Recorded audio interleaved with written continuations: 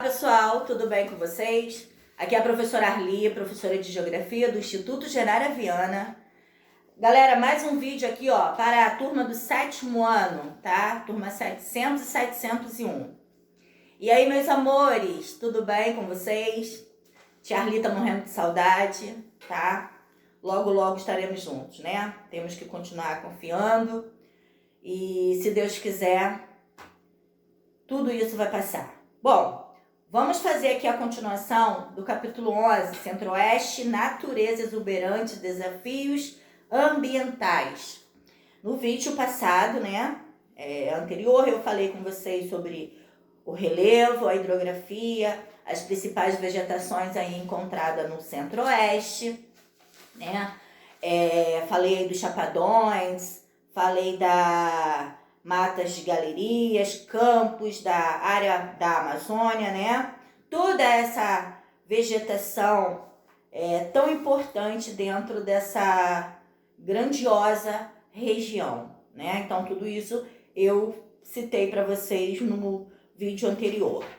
Hoje, vou falar com vocês sobre Centro-Oeste, ocupação tardia mais intensa, tá? Essa parte do conteúdo, ela se encontra aí na página 10, inicia na página 10 da apostila de vocês, tá bom? Então, vamos falar um pouquinho disso, né? Como foi esse processo, lembrando que essa parte do conteúdo, ela tem a ver com o capítulo anterior, do capítulo 10, onde nós falamos aí da ocupação, como que foi feito o processo histórico de ocupação e exploração da região Centro-Oeste. Nós não podemos esquecer disso, tá? Aqui vai fazer um lembrete dessa parte histórica, né, do capítulo 10. Mas quem prestou atenção através dos vídeos, através da própria leitura que foi feita no capítulo 10, vai rapidamente lembrar, né, aqui nessa parte do capítulo 11, do assunto relacionado, né, sobre o tema, que é em relação à ocupação tardia do Centro-Oeste, ok? Então vamos lá. Antes da colonização do Brasil, a atual região Centro-Oeste, assim como todo o atual território brasileiro, era ocupado, né, por nativos, isso nós já sabemos, que mantinham uma relação harmoniosa com a natureza. Estamos falando de quê? Dos índios, né? Que aqui já habitavam nessas terras brasileiras antes dos portugueses chegarem aqui. Historiadores acreditam que espanhóis, vindo pela Bolívia, chegaram a essa região por volta de 1550, antes dos portugueses, né? Como eu acabei de dizer. A partir do século 17, os bandeirantes começaram a chegar à região à procura de pedras preciosas, que nós já falamos disso também, né?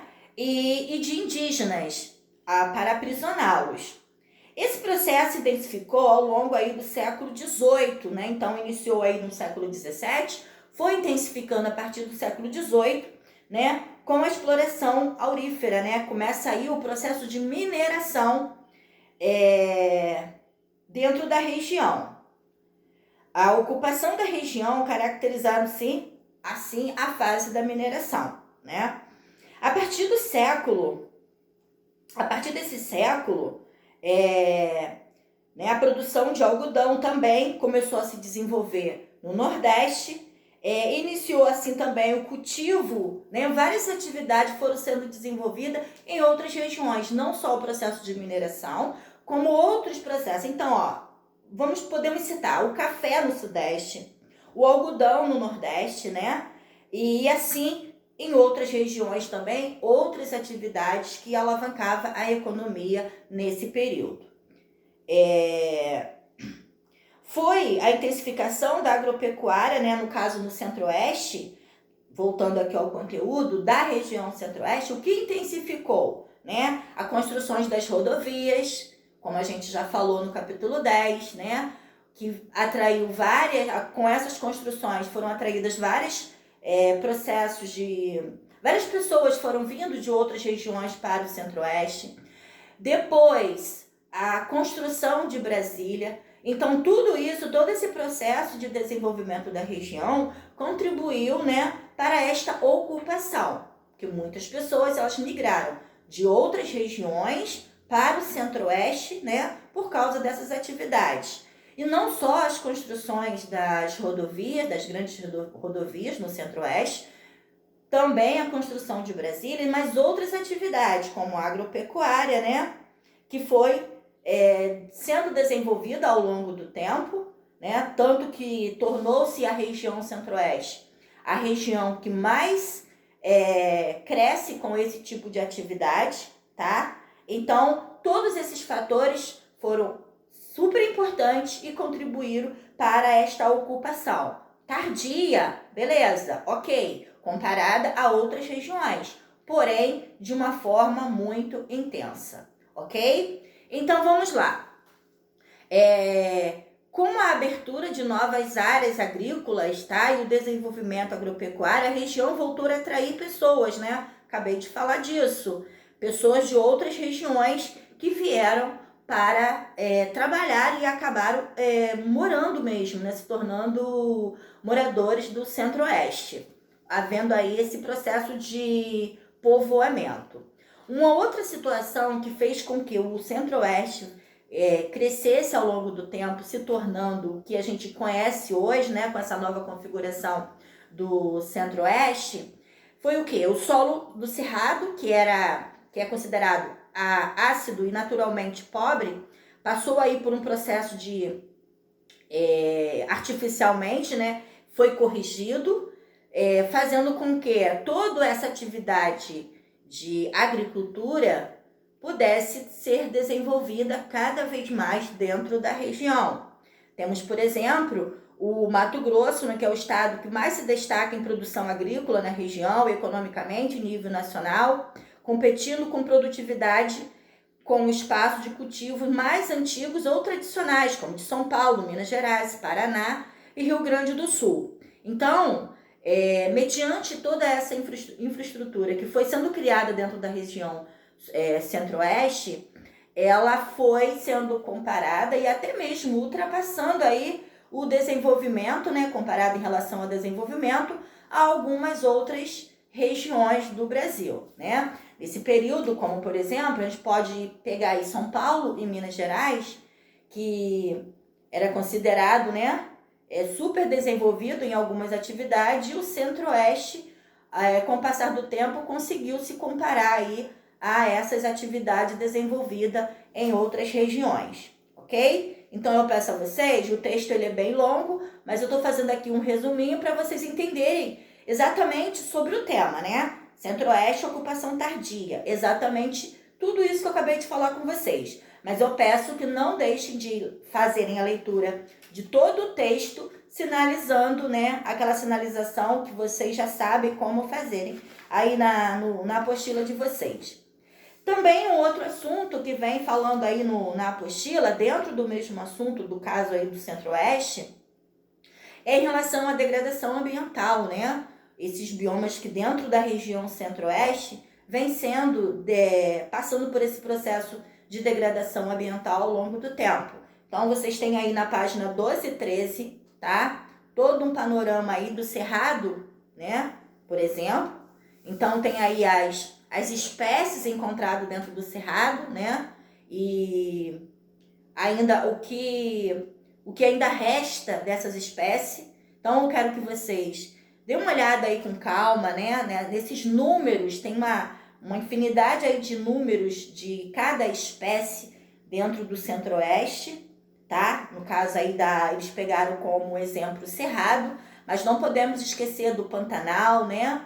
E de outras áreas importantes do Centro-Oeste que vem sendo aí degradada com o passar do tempo. Então, segundo o Instituto Nacional de Pesquisa Espaciais, o INPE, mais de 50% da vegetação do Cerrado já foi destruída, né? Provocando aí, principalmente pelas queimadas. É uma situação que todos os anos isso acaba acontecendo. Quando a gente pensa que não vai acontecer, aí a gente vê aí nos telejornais, né?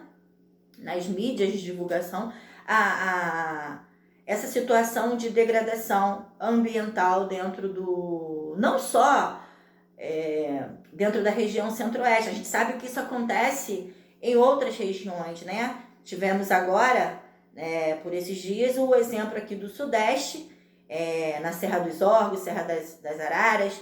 Então, são ambientes que acabam todo ano passando por esses tipos de situações. Mas trazendo especificadamente aqui para o Centro-Oeste, a gente está citando aqui o Cerrado, né? E outros biomas encontrados dentro do Centro-Oeste, tá bom? O Cerrado foi o bioma que mais sofreu a maior perda da biodiversidade em menor intervalo de tempo no Brasil. E é um dos hotspots mundiais de biodiversidade, né? São os locais que mais têm espécies diferentes de animais e vegetais encontrados dentro em um só ambiente, como o Cerrado, por exemplo, tá bom? Soma-se a esse quadro preocupante o fato de apenas cerca de 10% do Cerrado ser composto por áreas de proteção ambiental, deixando o bioma ainda mais vulnerável à degradação, tá? Então, são situações que ambientalistas, né? E todos nós, a gente não pode, quando a gente fala desse assunto, a gente não pode ficar, esperar que só os profissionais da área façam alguma coisa para ajudar, né, a manter esses ambientes, esses biomas, mas todos nós podemos fazer alguma coisa, tá? Quando a gente cuida do meio ambiente, os nossos filhos, nossos netos, as gerações futuras, tá? Com certeza vai ter a possibilidade, né, de conhecer, saber o que a gente sabe hoje, né? E que bom que estamos falando de uma área que é nossa, né? Estamos falando do Brasil. Tudo isso que vocês podem verificar aí na página 12 e 13 da apostila de vocês é Brasil, Cerrado brasileiro, né? Então, vale a pena a gente saber. Não adianta a gente se preocupar com áreas de países que, né? Países com outros países, mas saber que nós temos uma riqueza tão grande e tem que ser cuidada, tá bom? Então eu peço a vocês para dar uma atenção especial aí nessas fotos, né? Nesses números que mostra aí na apostila de vocês na página 12 e 13, ok? A degradação do Cerrado e dos demais biomas do Centro-Oeste tem como causas 2 fatores principais: a expansão agropecuária, né, que é a derrubada dessa área verde. A gente está falando de extensões gigantescas de áreas verdes para práticas de atividades comerciais, e o crescimento acelerado dos centros urbanos. A gente sabe muito bem, né, que com o passar dos anos os grandes centros urbanos eles vêm crescendo cada vez mais, e para que esses centros urbanos cresçam, acontece o quê? O desmatamento, né? A devastação dessa área verde, e isso acontece demais nas grandes regiões do Brasil. Nessa região existem diversas aglomerações urbanas, né? Com gente, com centenas de milhares de habitantes, como em Cuiabá, Campo Grande, Goiânia e Brasília, embora haja grande adensamento urbano. Cerca de 41% dos domicílios do Centro-Oeste, isso tem um dado aí de 2013, de acordo com o IBGE, não era atendido por rede coletora de esgoto, aumentando aí a poluição dos rios, que são outras situações, né, que acontece não só na nossa região, que é o Centro-Oeste, que é o Sudeste, mas nas demais regiões, como o próprio aqui, o Centro-Oeste do Brasil. As pessoas querem construir, né, de qualquer jeito, de forma desordenada, fazendo os famosos puxadinhos, porém não se preocupa com o meio ambiente. E essa situação de não ter rede de esgoto, né, acaba o quê? Aumentando a poluição dos rios, ok? A porção da floresta amazônica no norte do Mato Grosso também tem sido alvo de impactos de desmatamento, provocado principalmente pelo avanço do cultivo de soja e pela retirada ilegal de madeira na região, tá? Galera, a região centro-oeste sofre muito com essa situação. O cultivo da soja, né, ela cresce cada vez mais porque é uma atividade muito rendável dentro da região centro-oeste e ninguém se preocupa com o meio ambiente, ou seja, o negócio é desmatar, né, e fazer o plantio da soja, porque soja dá dinheiro. E com isso, dentro do centro-oeste, tem aí, ó, grandes extensões de terras totalmente devastadas para esta atividade econômica, tá bom? O estado do Mato Grosso é o maior responsável pelo desmatamento da floresta amazônica. Esse dado que eu tô falando com vocês podem observar aí na página 15, que tem um gráfico, tem as áreas, né, floresta amazônica, evolução de desmatamento em quilômetro quadrado, período de 2010 a 2017. Então, vocês têm aí esse gráfico que mostra toda a extensão, tudo que já foi destruído, né, e as áreas que mais acontece essa degradação ambiental, ok? Uma outra situação também, que vai acabar repetindo aí o que eu já falei, mas eu vou fechar aqui com vocês, é a situação da degradação ambiental dentro do Pantanal, tá? No Pantanal a situação também é preocupante. Os garimpos, né, de ouro e de minerais preciosos geram grande poluição ambiental, uma vez que contaminam os rios que são drenados para esse ecossistema com mercúrio, né? É uma situação, gente, que isso vem agravando cada vez mais. Não adianta propaganda, não adianta, enquanto não houver uma ação mesmo, sabe? Medidas severas contra isso, não vai resolver. Através das fotos de vocês, e se vocês puderem entrar aí na internet para fazer uma visualização dessas áreas que mostra aí no material de vocês, na página 15, vocês vão poder observarem o quanto de áreas do Pantanal já foi destruída, tá? Por causa do garimpo. Tem uma foto no material de vocês, mas vocês podem fazer essa busca aí na internet para vocês verem através de outras, né, de outras fotos, outros ângulos, essa situação que eu tô falando com vocês.